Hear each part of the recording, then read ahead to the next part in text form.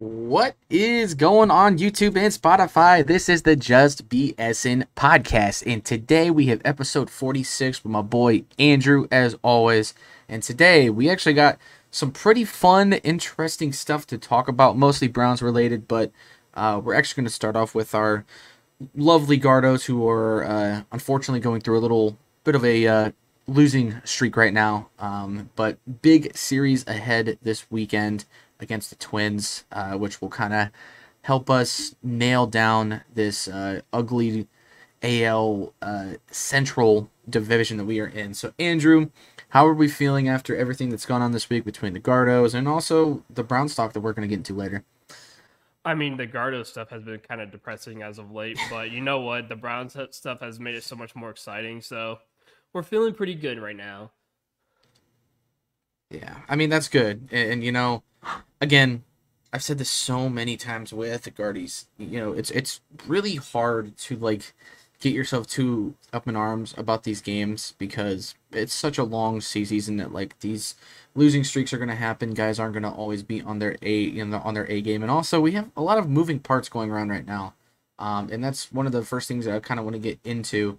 Alex Cobb. It sounds like he is gonna start this weekend, which is big news. I know you have most of the starting guys for this week, for this weekend's matchup, and I know they're still sort of narrowing out the guys that are going to start for the doubleheader.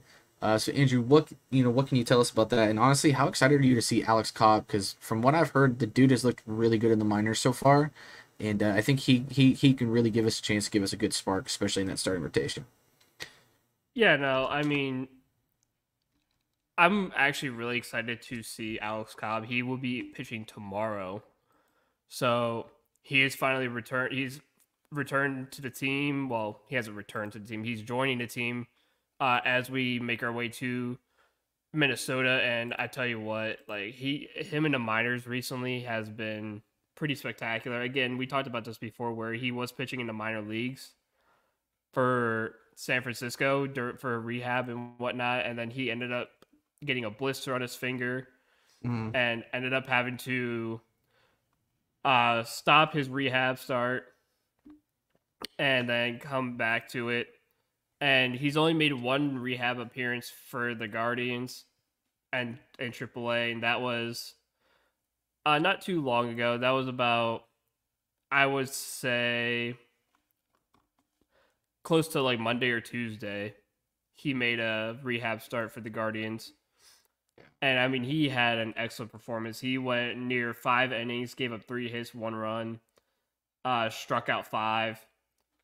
And I mean, he had a great performance. And during his little rehab appearance, he's been pitching at a just around a even 3 flat ERA, which is looks really good on paper. So his rehab starts have been looking really excellent, and I'm excited to see what he can do for us tomorrow.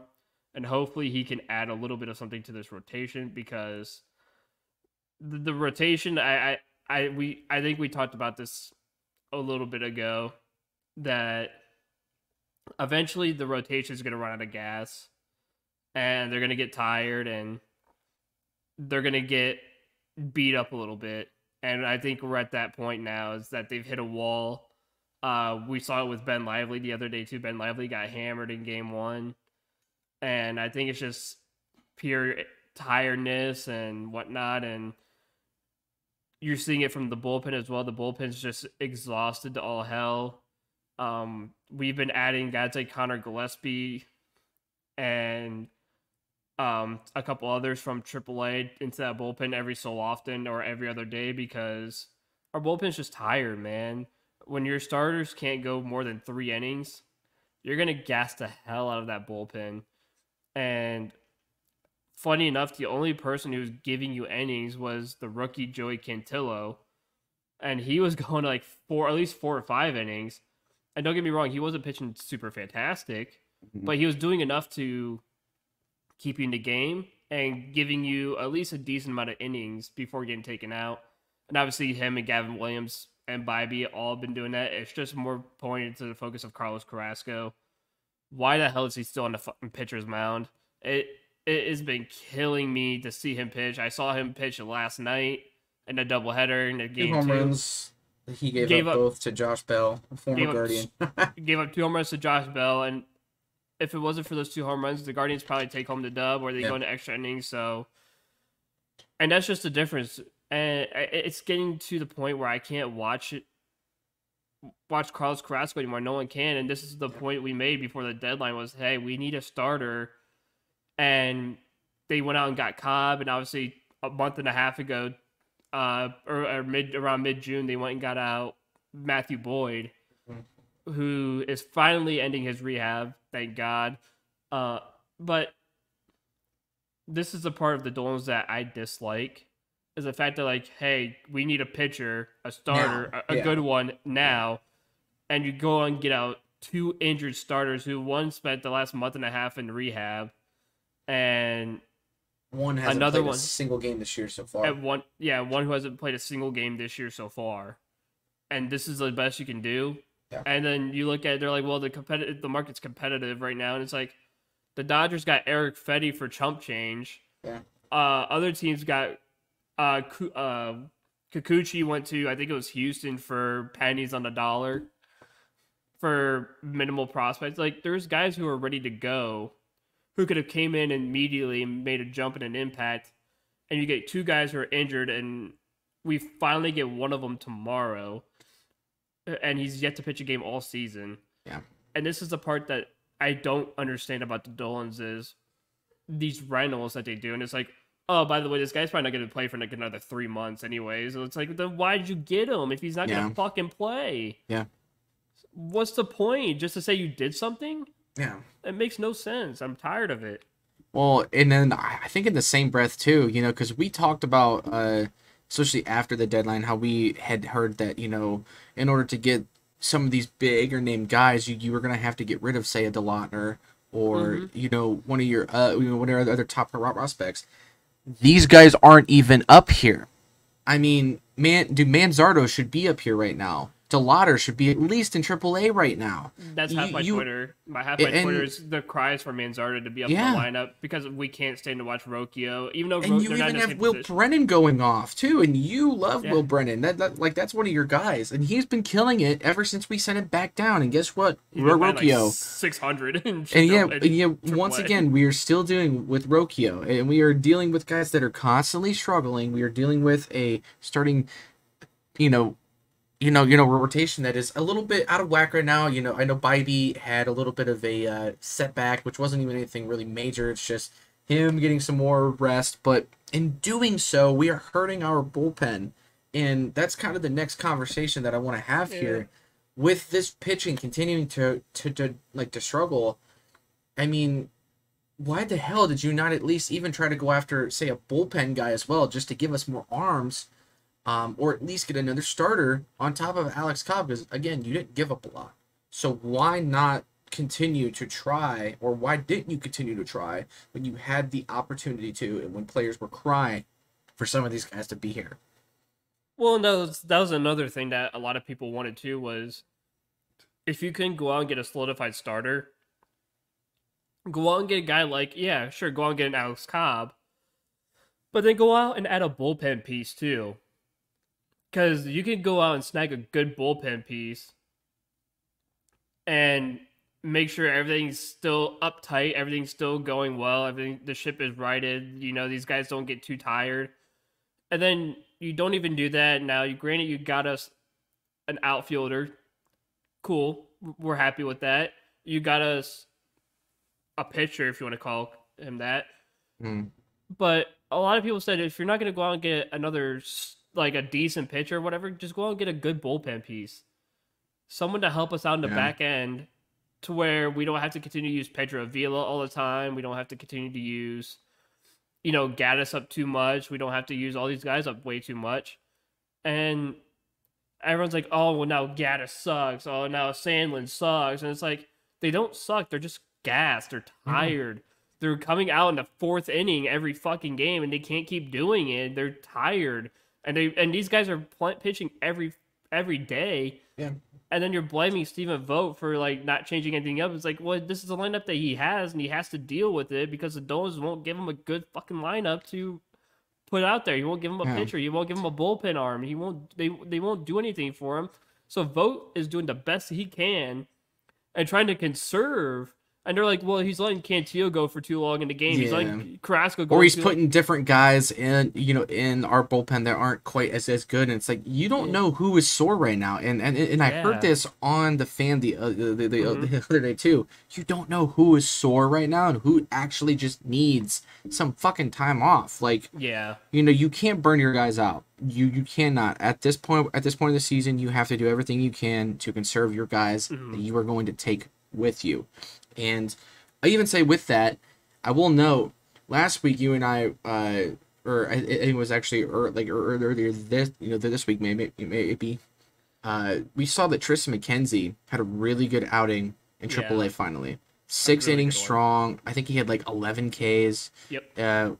I think it was around like 80 something, pitches. If he continues to do that, he's going to get called back up, and he's going to get more of a chance because we need bodies. Guys like Ben Lively are starting to struggle a little bit. You can't keep throwing Allen out there yet because he's just been too inconsistent. You can't keep throwing Carrasco out there. Like you have a lot of moving bodies around, and that is kind of why we are struggling right now, because we are starting to integrate other guys in this lineup that we haven't had for a few weeks or even months or even ever. That's why I'm really tired of fans getting so upset about this. I'm tired of fans getting so up in arms. Listen, we have a really big series this weekend, but even if we lose it, it's not going to mean that we lose the entire division. We still have a chance. We are still one of the top teams in the AL right now. Because I'm telling you, another thing too. There's other teams struggling. The Phillies, I think they're like 11 and like 22 in their last like 30-something games. They are not playing well.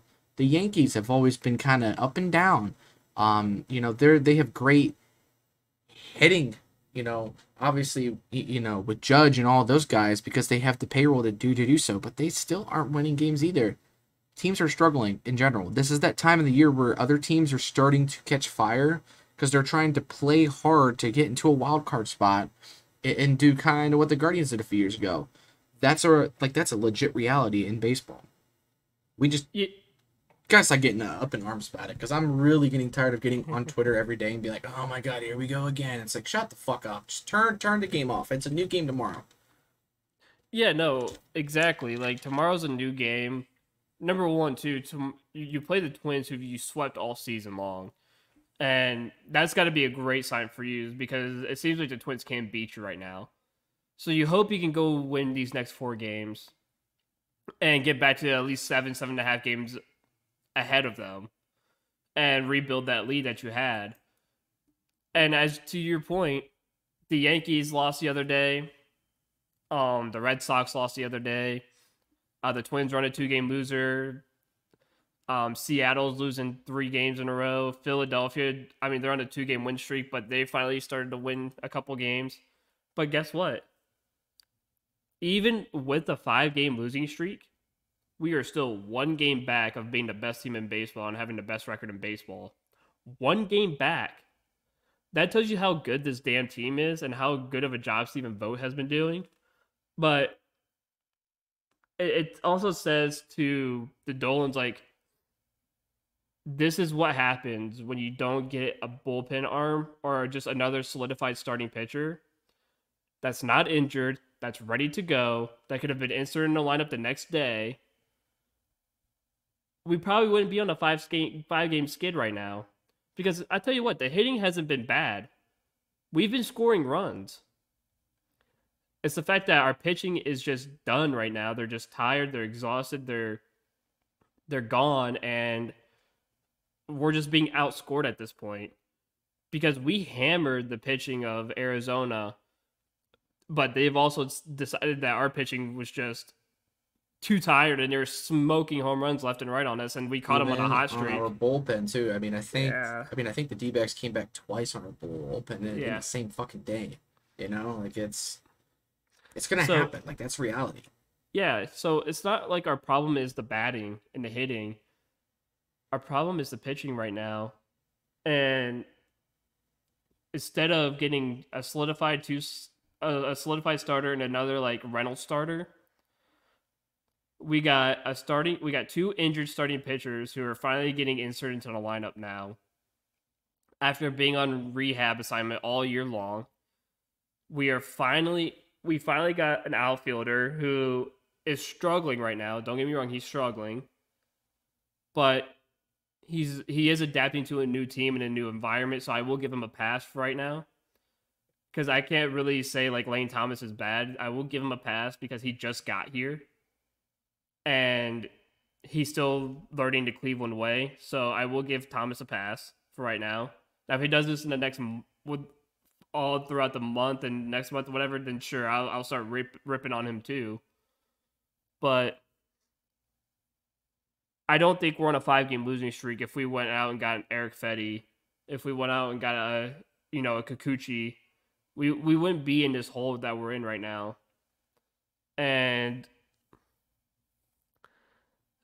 I think I hope this is a testament to the Dolans that it's not just from the fans, but also probably from management too. Like, all of this could have been resolved if you just went out and got us a pitcher and been willing to at least sacrifice one good prospect for it. No one's saying it had to be DeLauder. No one said it had to be Manzardo. Just, you could have gotten rid of a solid prospect that's not either one of those two. Got us a good pitcher that would have pitched already a couple games. Instead, you went out and got us an aging 38-year-old pitcher in Alex Cobb. You went out and got a 33-year-old Matthew Boyd. Neither one of them have pitched all year long. And you're telling us this is the best that you can do? It's almost laughable. Yeah, it's mind blowing. And isn't Paul Dolan's brother? I think his name is Matthew. Isn't he like a campaign on a campaign run right now for being like the mayor or some shit like that? Yeah, I don't know. I don't really like follow the politics stuff too much. I don't either. But I mean, I wouldn't be surprised. Yeah. And I think he's funding his brother's campaign too. And it's like, well, instead of pouring the fucking money into your brother's campaign, how about you pour it into your team? Into the team you bought. Like, or sell it to somebody that wants to do that. Well, the thing is, we brought in, was the guy a couple 2 years ago that was from Toronto or something, right? Like the minority owner or whatever, to help make decisions with Antonetti. Yeah. And it's like nothing. I don't let LeBron buy us, please. Yeah. Just let LeBron buy us, and we'll be Gucci. Well, the thing is, like, I have a hard time blaming Antonetti because, like, it's not his fault, because he's the one who's like, oh, I wanted Scooble, I wanted Fetty, I wanted Flaherty, I wanted these guys. I just didn't have the backing of my ownership to spend that money or get rid of the assets that we would have needed to get rid of in order to get rid of these guys. And listen, I get keeping DeLauder. I get keeping. He's killing it right now ever since he's back from injury. Yeah, but like, those are your only real two like untouchables. Like, everybody else should have been on the market. Yeah, but I mean, he's fresh. Like, there's no reason to trade him. So I think he's just, that's already, I don't have the question in my opinion anyway. But like, and even people are even ripping Lane Thomas for striking out at the end of the game last night. It's like, dude, first of all, that happens. Secondly, he's only been here a week. Thirdly, everybody's like, oh, this is what we get when we got Lane Thomas. I was like, dog, this guy's been a pretty consistent hitter for a majority of his career. And we even went overdose the last time we talked about him, and he was like a career 260, 270 batter against lefties. He's like over 300. Like, that's what I'm looking at as like career. Like, he struggled in the beginning of his career because he started in 2019. In 2019, he did only play 30 games and went and batted 316, but then the next 2 years he only batted like 110 or whatever. But it looked like he had a lot of injuries too. It seemed like in that time span, or he's like up and down in the minors system. But then after that, 270, 250, 268, 260, and now with the Guardians, he's been like 152 with the Guardians.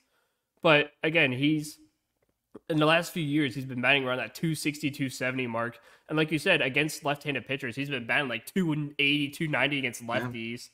And he's been batting league average against righties, which is like 245 or something. So like he's not a bad hitter. No. He's just got to adjust to the environment. He's just got to adjust to being on a new team. Yeah. And a new system, because he came from the National League, and National League pitching is a lot different than American League. Well, American League pitching is a lot tougher than National League pitching. I would definitely agree to that, because those guys also don't have to bat as well like they do in the NL.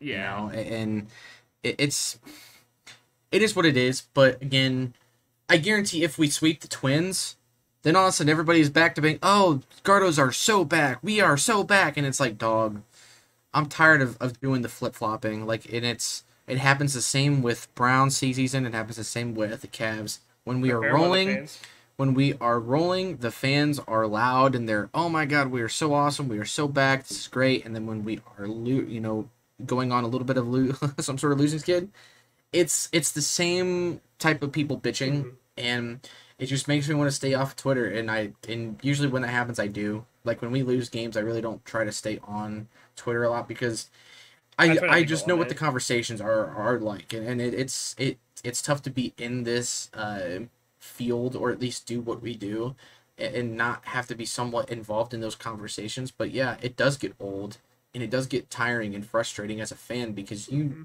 we all know what this team is, actually capable of, and losing streaks are going to happen. The baseball season is just so long; it's really hard to. So, but again, this is a big time weekend this weekend. It's a time for us to sort of hit the reset. We had a day off yesterday, and so we had that time to to recharge. You're going to put out your best lineup that you possibly can, and you're going to go out and you're going to try to sweep the Twins, because you guys know what's at stake. I think they just didn't care about the Diamondbacks, because there's no sense of winning that series anyway, because they're not involved in our division. They're not involved in our league, really. Even they're on the other side of the league. We don't need to worry about them until, say, they get to the World Series. Like, that's the only way you worry about them. So again, the D-backs, it is what it is. I think the series would have been a lot closer if the starting lineup would have done better, but it's just how it rolls. And again, we have a lot of moving pieces, so there's a lot of things going on, and there's not much that you can do,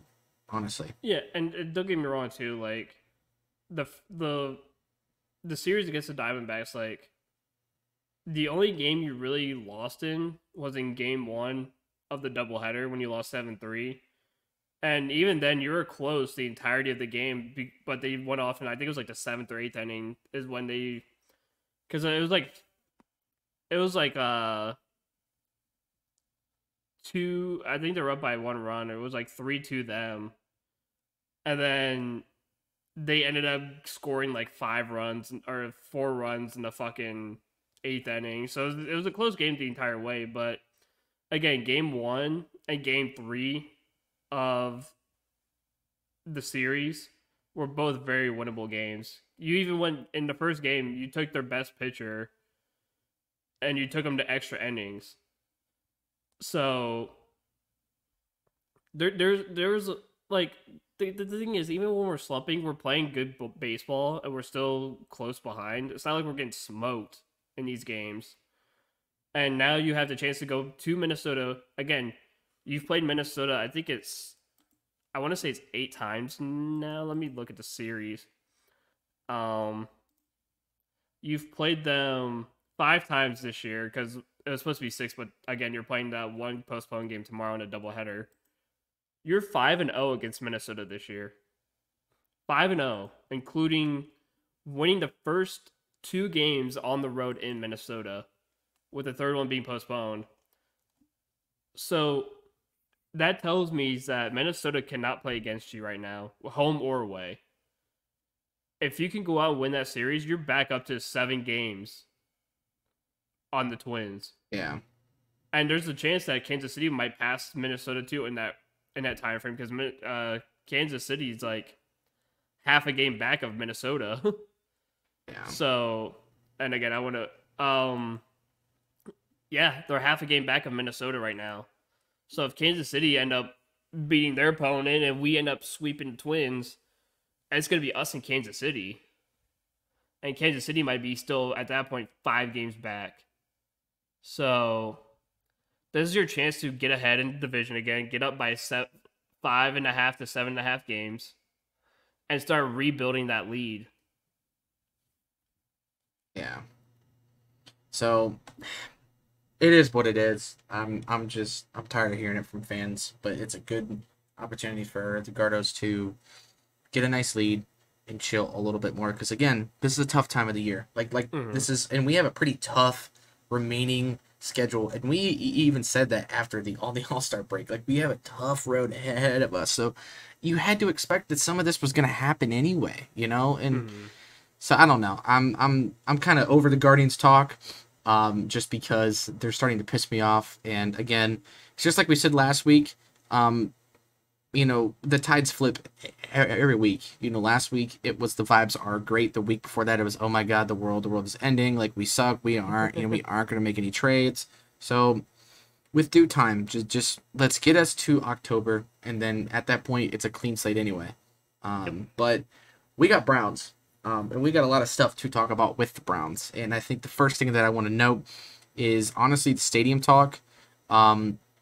There was renderings of what the stadium at Brook Park would look like if they do the domed stadium in Brook Park. And I gotta tell you, man, that stadium looks bad fucking ass. Pardon my language, but it looks awesome. Dude, what did you think about that? Because when I saw all that, I was like, oh yeah, dude, I 100% want to do this so badly. Oh, dude, I thought the stadium looked absolutely sick. Like, I absolutely love the design, and I love the inside, and I love what they're gonna do with the dog pound, because it looks like it's just like one like giant section, and it's almost got like kind of like a soccer feel to it. Where if you go to, especially like in the MLS too, if you go to like a lot of the MLS stadiums, they make like the supporter section to like just one giant section, and that's where all the noise is, and it makes the stadium more electric. It makes it loud. The design of it makes the stadium look like it's going to be super intense in there. It's going to be super loud. So I'm excited. The stadium looks fantastic from the renderings. Oh, yeah. And I know that there's a lot of mixed feelings about the idea of going to Brook Park. You know, I know the exact location isn't necessarily the most provocative for us. You know, it's cool to have the stadium downtown, but I don't think they can do a stadium like that at the current stadium that we are at right now. So what's your thoughts just on the actual Brook Park location? What do you like and sort of dislike about the possibility of that happening? Because honestly, from what it seems like, especially in the you know, our article that they put out with it, it sounds like Brook Park is more likely to happen than a sort of renovation of the current stadium. Yeah, no, I don't mind the location. I think it makes sense to have it in Brook Park. Number one, you're right next to the Browns facility in Berea. You're like 10 minutes away from it. So location wise, especially with the proximity of it being close to their actual headquarters in Berea, is a good spot for it. I do think there are issues with being on 480 and 71 and whatnot, because I know that could get very hectic. Especially, like, I know as of like right now, we're recording this at like 6 o'clock. It's probably hectic right now. And I could imagine what it would be like on game day, but I'm sure that would be resolved in the renderings and the building of it. I think they'll try to figure out a way to make the traffic a little less trafficy.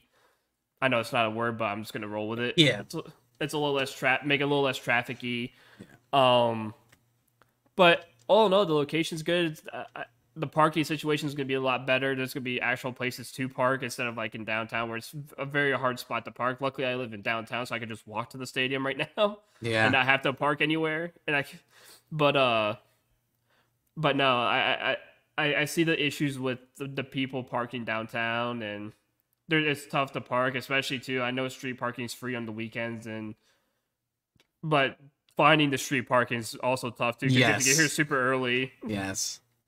to get a spot if you want to get on the street. So there's there's different places you can try to go to, but again, nothing's ever guaranteed when you come downtown. So I think the parking situation is going to be 10 times better.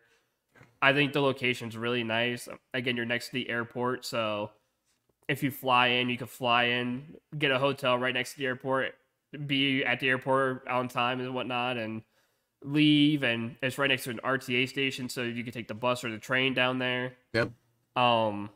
Again, you're right next to Berea, so they could be at their practice facility, and the players could be more closer to the facilities, instead of having to live either downtown or live outside of the downtown and drive all the way to Berea and all the way back up. And so it saves a lot of time and effort. And I think the Browns were just ready and the fans were just ready for a dome stadium. And I'm sure eventually two teams in other areas like Gillette Stadium could be turned into a dome soon, and other cold weather stadiums are going to be turned into domes soon. Yeah. So it's probably going to end up being the way of the league in the next couple decades, and you're going to see almost every stadium be a dome, essentially. Yeah, and I mean, everybody that always has the argument of it being sort of a advantage, has it been an advantage for us since '99? No. No, not really. In fact, I mean, the last time we had a really bad snow game, like that one against the Saints, I mean, Deshaun couldn't pass the ball. We couldn't do anything, and the ground was as hard as concrete. It's not a fun environment to be in, and I know some fans love it, but even when I went to a game earlier in that year where it was sort of rainy, I think it was against Detroit. It was rainy, almost snowy, I was at really cold. Yeah, it was like a 20 or 30 degree game. Yep. I was in the dog pound, so it was cold as hell. I was up in the upper section, but it was even in the upper it's windy. It's protected by the rain and the snow. It was just super fucking windy, which made it even colder. Yeah, and just as that alone, like I think doing the dome is just a better fit. Yeah. And regardless if it ends up being sort of a renovation or it ends up being the Brook Park location, I don't really care, but a dome needs to happen. And according to the article, it does sound like Brook Park is more likely because of infrastructure issues with the current place right now. They're really close to the lake. I think it'd be really hard for them to do what they want to do to that current stadium without messing up something. And I think that's what they're afraid of doing. And I also don't know if they have enough backing from the actual city of Cleveland that the Hasms want. And that being said, the Hasms are still willing to put up, like, I think it's like 2.6 billion, or it was I know it was at least over 2 billion. I can't remember the exact number, but the point is they're willing to put up a lot of money for the Brook Park thing, and that's a lot more than I think people thought they would. And it just goes to show you that even with the Hasms and the rep that they have been getting, they're still not going to ever be as bad.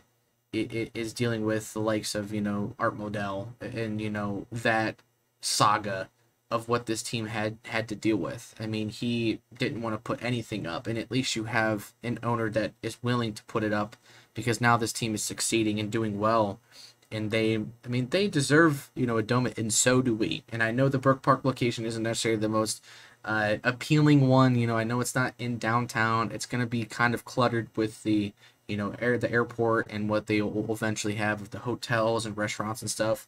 But it's still going to be very, very cool. It's going to be sick, especially during the fall, especially during Christmas. That's going to be a really cool place for them. And just because we're getting a dome doesn't mean it's going to be turf. Just because it's going to be a dome doesn't mean it won't be retractable when it's beautiful out. They're going to figure it out. And I think if you are sort of a fan of what the newer stadiums have looked like for the likes of the Raiders and stuff like that, you're gonna like what the Browns are gonna do with this stadium. I personally, when I saw the Rocket Mortgage final results and stuff and how that looks, dude, that stadium looks beautiful as a basketball arena. I love it. I like a lot of the glass work that they did and stuff, and I I'm just a fan of that. And when I saw the ceiling be sort of a glass ceiling, I thought that was super dope. I don't know if it's necessarily LED. Like it was really cool how the video sort of showed a lot of different stuff. It seems like they got a lot of cool stuff in the making. So I think it's dope. I think it's going to happen, and I've sort of been a fan of it for the whole time because I just at the end of the day, it's as cool as having the Browns in downtown, the downtown parking, so sort of situation, and even getting out of downtown is going to be less of a pain in the ass in the end, even with the airport and all that stuff being where it is. Brook Park is still going to be easier to get in and out of than having to deal with the downtown. I worked during SummerSlam this weekend, and let me tell you something: getting a 18-wheeler out of downtown Cleveland is not something that I recommend wanting to do when you are having to go through an area like that where you have a Guardians game going on. You have SummerSlam. I think they had a concert going on. There was something going on at the Cleveland State University, arena as well. They had so much shit going on in downtown. It was unbelievable. It's tough sometimes, and the parking really can suck sometimes. I mean, every time I go to a Browns game, I'm parking at the Renaissance Hotel. They have a deck right there. I park there, and it's like $40 every time. But other than that, if you park any closer, it's gonna take you over an hour just to get out of there. And it's like either way, it's probably going to be that way. It's gonna be like Blossom. If you've ever been up there, you know how that sort of parking can go. But I think the tailgating will be more fun that way. I think it'll be more lively because everybody will want to tailgate instead of just going to certain spots and being so secluded. Um, I I think it's good overall. I understand people's sort of disliking of certain things, but at the end of the day, I think it's the best move that they could do. And it's still going to be a few years before this even happens anyway. It's probably going to take them a good 2 to 3 years, probably at least, if not more, to get the stadium done once it actually gets finalized. So you're not even going to look. I mean, I think our lease is up at 2028, I think is when the Browns lease is up. So you may not even see this until 2029. We still got years to go. So it's not like this is going to be the last year in Cleveland. Well, that's why they're trying to do this deal now, so they could actually just break ground immediately. Yeah. So that way it could be done by the time the lease is over. Yeah. Because obviously you're going to be playing in the stadium until 2028 for the next 4 years. And it takes roughly 4 years to build a stadium. And to build everything around it too. Yeah. So essentially that's why they're pushing for this stuff to be done now. So once it's done, immediately they can immediately go to Brook Park right now and just start breaking ground and start building it now. That's so what you want, especially for winter time. Yeah, and so now, by the time it comes to 2028 and the lease is up, poof, brand new stadium's already done, and you could use it for the 28 season. So again, I see why people are upset, but there's just so many things that make sense with the Brook Park location. I get it; it's not downtown. The only other place I could say downtown is probably the other side of the flats where all the old rundown buildings are. Yeah. And they're not being used, and it looks like a fucking Scooby-Doo ghost town over there. Maybe you could try it there, but again, you'd have to knock down so many buildings, and again, there's going to be so much traffic in downtown parking and stuff, and people are going to park in downtown still, and it just, there's too much going on, and it just makes sense to have it in Brook Park. And having a nice dome stadium, you could have so many different events. Like, you could have made a bid for the World Cup coming in 2 years and could have had a World Cup in Cleveland. Things like that are such big possibilities. Oh, yeah. And I don't think people realize the upside. And it's not like downtown still won't be used. People will still go to downtown before the game and hang out and do shit in downtown. So, and like you said, there's other events too. During the winter, you still have the NBA season going on. So you'll have basketball, the Cavs, and all that. That would be packed with people. That's 20,000 people right there. Yeah. And it's still going to keep downtown alive. Like it's not yeah, like it's going to kill down, downtown. And I'm sure they're still going to keep that stadium for whatever that they end up deciding to use it for. yeah. So again, it's not the end of the world. I get it, but it is what it is, and it's just the right move, I think, in the And you end. and where the old stadium is, that could be a new site for a new sports team to come in. Yeah, Like soccer. I know the NWSL has been pushing, or Cleveland's been pushing for an NWSL women's soccer team. Yeah, Could be a great spot to put the stadium. I know yeah, they're going to put it. I know they thought about putting it right next to a progressive field. yeah, But again, they're still working on that, and I know the MLS Next Pro is coming to Cleveland next year, I think. yeah. So they're going to need a place to play. Yeah. So there you could There's get still you could opportunity. Yeah. there's still opportunity, or they could just redo it up and the lakefront right there and just add more buildings to it and Mm-hmm. expand downtown a little bit, Yeah. I make mean, it like a bigger city. yeah. I mean, you really can't go wrong either way with that. So yeah, Yeah. I definitely think that that is the way to go. But that is not the only news that has been swirling about this last week or so. So along with it, the stadium talk, we are also in the midst of a sort of a rumor wheel with a familiar name that we have heard a little bit over the off season. That's Brandon Ayuk. It is rumored that he is basically a lock to not come back to San Fran. Although I'm sure it's not totally out of the question.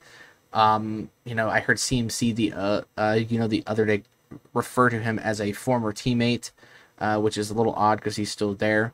But it sounds like Brandon Ayuk is on the out, and it sounds like it's going to be more so of a trade. And there's been a few teams that have come up: the Pats, Washington, Pittsburgh, and of course our Cleveland Browns.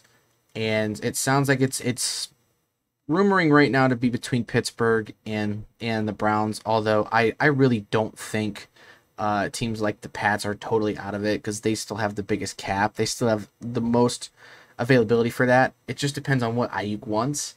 But even so, if Ayuk is picking between the Browns and the Steelers, I feel like it's pretty hard to say no to the Browns at this point. I think we just have much more going for us than the Steelers do. And I know that's sort of biased for me to say, but I think even when you look from an outside perspective, this team is built to win a lot more than the Steelers are right now. So first of all, what's your thoughts on even the idea of bringing Ayuk in? Because we obviously have a pretty decent room of receivers, but it also seems like there's going to be some sort of price to pay, even if you get him. So overall, just what's your take on Ayuk rumors going around right now? I mean, I wouldn't mind getting Brandon Ayuk on the Cleveland Browns because we would have an insane trio. Because from what we heard, Cooper's not going to be involved in the trade.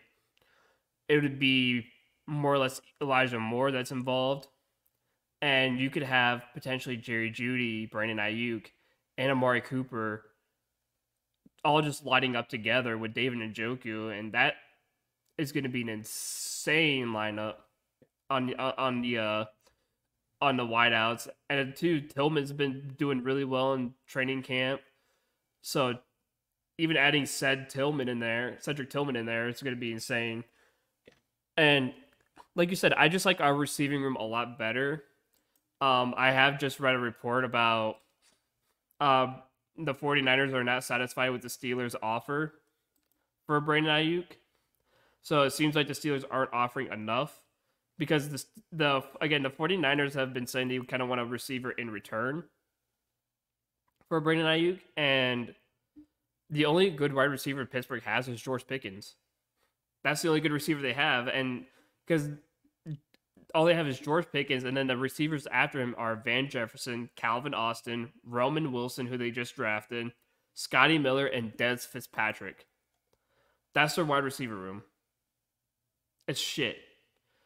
Who you offering up? Roman Wilson and like fucking Dez Fitzpatrick, and a couple of it like I don't think they want that.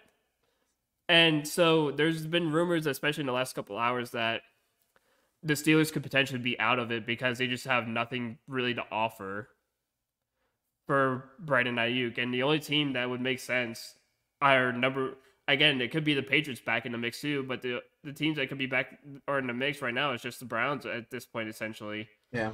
Because they're the only ones who could offer up something a little bit better and Yeah. kind of something what the 49ers want. Because the 49ers won't mind getting someone in another position besides wide receiver. And if the Especially Browns, because they just signed Robbie Anderson today, which I thought was really yeah. weird. But yeah, go ahead. Well, and Christian McCaffrey earlier today referred to, yeah, like you said, a former teammate, Brandon Ayuk as a former teammate now. So it seems like he's gone. Yeah. It's just in a sense of where is he going to go, but it doesn't seem like he's moving to Pittsburgh anytime soon because they can't do anything to really give up. And it's funny because someone made it like a little mock or whatever. And it's like, oh, well, how about the Steelers do a 3-team trade and they get Ayuk and the 49ers get John Mechie and a second-round pick from Yeah. and then the Texans get a third-round pick from Pittsburgh or whatever. And I was like, you could do that, but now you're starting to see, like 30 minutes ago, Steelers could be on the verge of losing out on Brandon Ayuk. 49ers nosing around for a third possible team that could be involved with the Steelers. So they're trying to get Brandon Ayuk, but I think as of right now, the Browns have the best offer on the table. And it's just going to be a wait and see, I guess. Yeah, I mean, I definitely think the Browns have the most to offer, whether it ends up being Coop or whether it ends up being sort of a Wyatt Teller. Hell, I could even see Newsom being a part of this deal because I mean, you got to think about their other needs. They definitely need more linemen, and they definitely need another corner at least. That is something that they could very well do. You could also see guys like Moore being a part of that deal, and obviously a pick, probably at least a second or a third. I mean, I really wouldn't give them a first for Ayuk. I really wouldn't give more than at least 1-2. It just, I think we do have a lot more to offer, but I do think if you can somehow keep Cooper, in this and keep the likes of Cooper, Jerry Jeudy, and then Ayuk as a three-headed monster, that is a three-headed monster you do not want to face as a defense. That is too much route running. That is too much speed. That is a lot of help for Watson. And I think if you give him that, it also dwindles down the excuses for Watson, where it's like, listen, dude, you have people to throw to. You can even add Njoku in that mix, and that's a four-headed monster. Tillman has looked outstanding in camp. By the way, I'm really excited to see him play this Saturday. And then you got guys like Bell who are just, they catch everything. You have Thrash, who is going to be a fun little rookie to see. You have some talent, and even if you can somehow keep like Elijah Moore, I mean, even if you don't get Ayuk, Elijah Moore is going to be a nice third piece to have here anyway. And he's on a contract here, so I think it makes a little more sense for him to get traded than it does for Coop, at least when it comes to San Fran, because A, he's not as much money as Coop is going to be, and B, he's younger. So it would make more sense for them to go after Moore. But either way, if you have the opportunity to still keep a good core of that group, and then you keep Ayuk or you get Ayuk, man, dude, like the excuses are out the window at this point. Like, and you really don't have excuses with the current roster you have as is. But you keep Ayuk in this, or you bring Ayuk into this, and you don't make him as the overall consensus wide receiver one. You take pressure off of him, and you just let these three light it up. And there's no reason why you can't have a quarterback like Watson throw for 4,000 to 5,000 yards and have a good season with a group like that. But if you're getting rid of a guy like Teller, I think that's part of the reason why you got a guy like Sinter. I originally thought he was going to be more of a Joel Bitonio replacement after a year, but if you get rid of Teller, you might see him play, and there's just opportunity for other guys to step up, and it's going to be interesting. Or you could even get rid of Conklin if you decide that you don't want to keep Conklin, and you definitely want Dewan on there, then great. Then you have that as well. Again, I think we both agree. I just think the Browns offer more to the Giants, but also they just offer a better chance to win, and they still have money to give him. They still have the opportunity to eventually extend him, and with the way Barry does his deals, he'll find a way to get out of the cap, thing, and the cap's going to keep going up. So there's no worry at all for that. I just think it would be a cool deal, and I think if they do get him, that's great. If not, I also don't think it's the end of the world. Um, I don't want him to go to the Steelers just because I really don't care for the Steelers, obviously. But even if he does, I just don't think he puts them above what they kind of already are. I mean, it gives them a better wide receiver one than Pickens is currently, but they still have the likes of Russell Wilson and and Fields at quarterback. They don't have an outstanding O line, and their defense is great, But I think if you're getting Ayuk, I think they got to get rid of a guy like Minka. Yeah. That's a very legit possibility if they do get Ayuk that he is a part of that deal. So I don't know. I think that it just makes more sense for him if he does choose to leave that he comes to Cleveland just because there is more opportunity to win. And if all you care about is the bag, then go to the Patriots. They have tons of cap room and they don't want to pay Judon. Judon would be a part of that deal, I would assume. Or if you want to be a part of a young fun squad, you could have gone to Washington. So it does sound like at the end of the day, Ayuk is going to be the guy that really determines where he goes, even though he doesn't have a trade clause. They're still kind of giving him that respect in itself. But I'm sure we'll hear some news at some point within the next few days to a week. I would say by like Monday or Tuesday, I think you'll hear some sort of splash happen. Specifically after the preseason game, I think is when things will really start to ramp up again. But don't you think it's really funny with the Steelers media guys that they just keep saying, "Oh, it's a done deal. Like he is 100% confirmed to come here," and then we're days out and there's still nothing that has been confirmed at all from any legitimate sources. I just think that is exactly how Steelers media has been for the last several years now, and I think it's fucking hilarious. Yeah, no, I think it's absolutely hysterical the fact that Andrew Filipponi and all the people in the Pittsburgh Steelers, at least just him. I don't think anyone in Pittsburgh even likes him either, because he was such a big advocate for Kenny Pickett to get drafted by Pittsburgh, and he was super excited. And he's like, "Oh, Pickett to Pickens is going to be the next Brady to." Brady to Gronk, or well, not Brady to Gronk, but more like Brady to Moss and shit like that. And he was nowhere even close. He's now third on the depth chart in Pittsburgh, behind Russ Wilson and Fields, and they have Fields as a kick returner right now, which is funny, fucking hilarious. Because what's also hilarious is Fields is playing better at quarterback than Russell has, and Russ has been hurt. Apparently, he's had some sort of calf thing that he's had to deal with. And some clips that I've seen of Fields, he actually looks like he's throwing the ball pretty well over there. Yeah, I just find it absolutely hilarious that that the downfall of the Steelers is happening right now, and we're seeing Russell Wilson just not the same Russ as he was in Seattle. No, I mean he's in his mid to upper 30s now. He's getting up there in age. He didn't have a horrible year last year, but he has never been a crazy quarterback. Really besides 1 or 2 years in Seattle, where he was just dotting everybody up and just hitting the big ball every time. Other than that, Russ has always needed a team where they needed to have a strong run game, and the Steelers don't have a strong run game.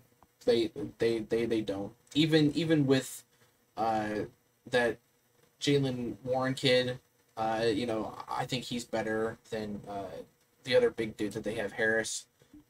He's great in a pass sort of thing, but he's not a great runner. Najee even Harris as just. big as he is. What's funny about Najee Harris is that Najee Harris just fell apart after he got Yeah. drafted. Like he was supposed to be like insanely good, and he just Oh yeah, he was supposed to be the sucks. next Derrick Henry, and he just hasn't done any of that. He hasn't proven to No, be anything close to that. Jalen Warren's better than Najee Harris right now, and I truly believe that. I think Jalen Warren's a lot better than Najee Harris because Jalen Warren had better runs last year. He's had better, almost better stats, and they started using him later on in the season more than Najee. But it's funny that because I obviously Fields is going to start in Friday's game because Russ quote unquote can't go because of his injury. Um, but the downfall of the Steelers is great because Russ is just not what he used to be. He's 35 years old and he's just washed at this point. And Steelers fans want us to believe that he's scary. He's the same old Russ, that he's going to be elite again. Look at the Denver situation. Denver just, even with Russell Wilson, was just awful, and he had better receivers. Like Russell Wilson's just not it anymore, and Justin Fields, like this could be resurgence for him, but again, like I don't he could still find a better teammate. He would do so much better. Yeah, I think if he went somewhere other than the Steelers, he probably could have been in a better situation. Like I would rather have him gone to like New England or like I would rather him gone to like Arizona and then yeah, team back up with Marvin Harrison. Like, yeah, shit like that. Like put him with somebody he's familiar with. Like even if you wanted to have him play behind A-Rod in New York and have him be with Garrett Wilson again, that would have helped him. Chris Olave down in New Orleans. Yeah. Behind Derek Carr. Yeah. When I think Derek Carr only has one more year on his deal left anyway. Like that would have made more sense. And I know they're in cap hell, but again, I think Option. And again, I do think even though I think Russ is probably going to start this season for them, I do think at some point Fields is going to get the call because I think he's going to have his times where he really struggles or he doesn't get George the ball and he starts to pout and then things start to crumble again and then Tomlin has to play dad again and basically try to get everybody on the same page. Which fortunately for them, Tomlin is an outstanding coach, and that is the only thing that I have ever respected from that team is that Tomlin's a dog, and he's always going to get them to be winners. Yeah, and he almost left, and but their guys are aging. I mean, they don't have a lot going for them like the Browns do, and I know it's biased for us to say as Browns fans, but it's also just the reality of what is going to happen. And to be honest, too, I truly believe that if the Steelers didn't make the playoffs last year, I think Tomlin was gone. Yes, absolutely. I think that's the only thing that really truly saved him from the front office standpoint. Because the players love him, but well, yeah, the players love him. He's built such an insanely good culture in Pittsburgh. Yeah. But when you've gone your entire career to in the playoffs, and the one time you miss the playoffs, so that would be the time to go. Yeah. Like, listen, this is the first time I missed the playoffs in my career, and I've been coaching this team since 2004, 2005. Yeah. And I've yet to miss the postseason. Like, at that point, yeah, I'm walking away too. And there's a very high chance that could be this year. Because everyone's got the Steelers dead last, not making the playoffs. Yeah, it's always either them or us that they keep putting in those state standings, which I think is hilarious. And did you forget about Joe Burrow's not even 100% healthy too? Or even the fact that Jamar hasn't even practiced yet. Well, yeah, he still wants a deal.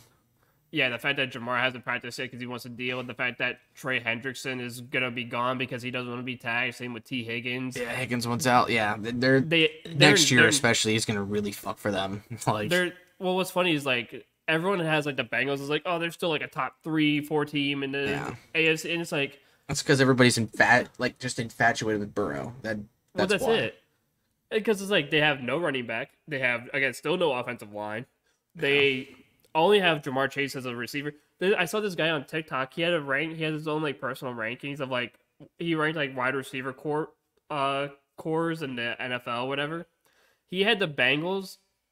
He had an elite category, a very good and only good because of wide receiver 1 or whatever. He had the Browns in only good because of wide receiver 1. And then he had the Bengals in elite And I was like, you only had him there because of Jamar Chase. Yeah. That's the only reason. Because behind T. Higgins, you already got rid of Boyd. There's nobody. What, Trent Irwin's a stud, apparently, in his mind? Like, oh boy, Trent Irwin, my favorite wide receiver in the NFL. Like, once T. Higgins is gone, it's literally Jamar Chase, Trent Irwin, and you couldn't even name the third guy. Well, here's the thing too that you need to think about. Even if Higgins does still play, if Jamar gets hurt again, that is a tough wide receiver room to deal with. Like they would have to make a trade at deadline just to get something, because they look up their depth chart. And even their tight ends really aren't that great. I mean, I think they have 1 or 2 tight ends that are like meh. Like they have that something Sample kid, and I think they have a rookie that's okay, but they don't have a great depth chart of receivers. Their starting tight end is listed as Mike Gesicki. Yeah, Gesicki. So and I mean, then Drew Sample's he could behind play a him. little better. I mean, he could play a little bit better there, but I don't know. Their running back is listed as Zach Moss. Yeah, Zach Moss, and then I think they have a rookie behind him. Chase Brown, but Chase. Yeah, that's right. Chase Brown played last year, I think. He was a rookie last year, but he was good. He was decent. Yeah. So yeah. But their wide receivers are Jamar Chase as number 1. They still have obviously T. Higgins listed as number 2, right? Because of the tag. Number 3 is Andre Iosivas. Don't even know him. I couldn't even tell you where or who he played for. I'm about to look him up. He is This is his second year. He was drafted last year in the 6th round, 206 from Princeton. Yeah. It's a nobody. Yeah. So, and then obviously their defense has gone downhill too. They got rid of a lot of their secondary. Yeah. They even got rid of who was it, Jesse Bates too. Well, yeah. Last year he signed with Atlanta. Yeah, so Bates is gone, and their only good defensive players are Sam Hubbard. I don't mind Sheldon Rankins. I think Sheldon Rankins is actually kind of solid. Yeah, he's solid. But their defensive line is literally just Sam Hubbard and Trey Hendrickson. And Sam Hubbard's just been constantly injured a lot. Yeah, and Trey Hendrickson wants out. Yeah, because of that. Because he has no freaking help on that D line. I think people forget too that oh god, I forget Zach. What's the head coach's name? Zach Taylor. I hate him, man. I really don't think he's a great coach at all. Well, the thing is, before Burrow even came in, he finished in the bottom of the division every year. Yeah, I know. Only winning 4 games. And then now Burrow took him to the Super Bowl in his rookie year or whatever, and everyone's like, "Oh my God, Zach Taylor's a genius!" It's like Zach Taylor's being saved by Burrow and Jamar Chase. Like, what the fuck are you guys talking about? Well, between that too, and also the fact that he is a prodigy of McVay as well. Like that's really what saved him. But Burrow has really saved him. If it wasn't for Burrow being as good as he was, or is, he doesn't have the success, and he's probably not there after year 3 or 4. I think I think people are overhyping the Bengals way too much this year. I do too. And I think, and we all know the moment Joe Burrow goes down, their season's done. Their season's toast. And their season's already toast because, again, they have no defense. They still forgot to protect Joe Burrow. Their second best receiver wants out. Their best defensive player wants out again after Jesse Bates left. Yeah. This team is in absolute turmoil, and they're saying, oh, the Bengals are they're going to finish second behind the Ravens. They're going to go 11-6 or 12-5. And it's you're expecting Burrow to be absolutely 100% and playing at an elite level and praying T. Higgins and Hendrickson stay. Yeah. And if those things happen, sure, I agree. I think they'll be an 11-6, 12-5 type of team. They'll be really good. Oh. But if both of those guys leave, and if Joe Burrow just doesn't look the same, this team is screwed. This team would be just as bad as Pittsburgh. Oh, yeah.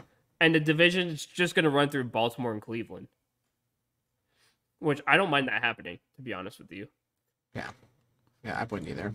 Yeah. So, again, it's going to be interesting how the actual division looks. But good thing is, and what I want to end on this is the Browns obviously play their first preseason game this Saturday, which I know we're both really just excited about having it. I know it's at home, so it's going to be nice. I have to work that day, so I will not be able to fully enjoy it.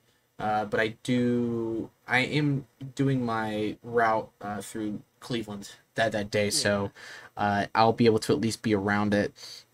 So yeah, I think the main thing for us right now is we're just really excited that football is truly back for us. We got some preseason stuff tonight. I know the Pats are playing like the Panthers, I think, tonight, and the Lions are playing somebody else. I forget who it was.